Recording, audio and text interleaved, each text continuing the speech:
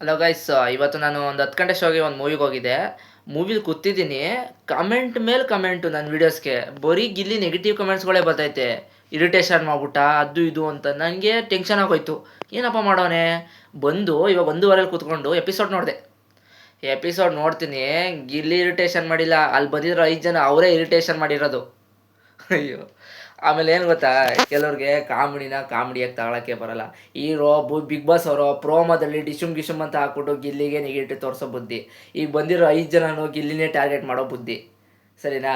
ಅದಾದಮೇಲೆ ಇವತ್ತೇನೂ ಇಲ್ಲ, ನಾಳೆ ಐತೆ ಮಜಾ. ನಾಳೆ ಮೊದಲನೇ ಪ್ರೋಮೋ ಬರುತ್ತೆ ನೋಡಿ, ಮಜಾ. ಅದು ಇರೋದು ಮಜಾ. ಗಿಲ್ಲಿ ಎಲ್ಲರನ್ನೂ ದಾಂಡುವಿಂದ ಗಿಲ್ಲಿ ಹೊಡಿತಾರಲ್ಲ, ಹಂಗೆ ಹೊಡೆದ್ಬಿಡ್ತಾನೆ ಎಲ್ಲರನ್ನೂ. ನೋಡ್ಕೊಳ್ಳಿ ನಾಳೆ ಪಕ್ಕಾ. ನಾಳೆ ಎಪಿಸೋಡು ಬೆಂಕಿ, ರಪ ರಪ ರಪ ಅಂತ ಉರಿತದ ನಾಳೆ.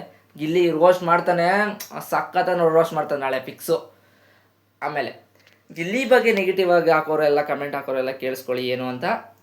ನೀವೆಷ್ಟೇ ನೆಗೆಟಿವ್ ಕಮೆಂಟ್ ಹಾಕಿದ್ರು ಅವ್ನ ಟ್ಯಾಲೆಂಟ್ ಏನು ಅಂತ ಅವ್ನು ಪ್ರೂವ್ ಮಾಡ್ಕೋತವನೆ. ಒಂದು ಮಿಮಿಕ್ರಿ ಮಾಡೋದಾಗಲಿ, ಒಂದು ಕಾಮಿಡಿ ಟೈಮಿಂಗ್ ಆಗಲಿ, ಅವ್ನು ಪ್ರೂವ್ ಮಾಡಿಕೊಂಡು ಮುಂದೆ ಏನು ಫ್ಯೂಚರಲ್ಲಿ ಏನು ಫಿಲಮ್ ನಾನು ಯೂಸ್ ಮಾಡ್ಕೋಬೇಕು ಅದನ್ನೆಲ್ಲ ಬಿಗ್ ಬಾಸಲ್ಲಿ ಮಾಡ್ಕೋತವನೆ. ಆಮೇಲೆ ಆಯಿತು, ಗಿಲ್ಲಿ ಒಬ್ಬ ಇರಿಟೇಷನ್ ಮಾಡ್ತಾವನೆ. ಅಲ್ಲಿ 12 ಜನ ಏನು ಮಾಡ್ತಾವ್ರೆ? ಸುಮ್ಮನೆ ಅವ್ರ ಬಗ್ಗೆ ಇವ್ರು ಮಾತಾಡೋದು, ಇವ್ರ ಬಗ್ಗೆ. ಅದು ಬಿಗ್ ಬಾಸ್ ಅದು. ಅವ್ನು ಅದೇ ಇರಿಟೇಷನ್ ಆದರೂ ಮಾಡ್ತಾವನಲ್ಲ. ನಾವು ಈ 4ನೇ ಸೀಸನಲ್ಲಿ ಪ್ರಥಮ್ ಅಂತ ಒಬ್ಬ ಇರಿಟೇಷನ್ ಕೊಡೋನ್ನ ಫುಲ್ ಸೀಸನ್ ನೋಡಿ 114 ದಿನ ಅವನ್ನೇ ಗೆಲ್ಸ್ತವ್ರು ನಾವು.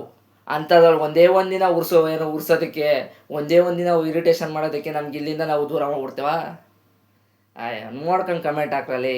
ಫಸ್ಟ್ ಎಪಿಸೋಡ್ ನೀಟಾಗಿ ನೋಡ್ರು, ಅವ್ನ ಟ್ಯಾಲೆಂಟ್ನ ಅವ್ನು ತೋರಿಸ್ಕೊತ ಅಂದ್ಕೊಂಡ್ರು ಅಷ್ಟೇ.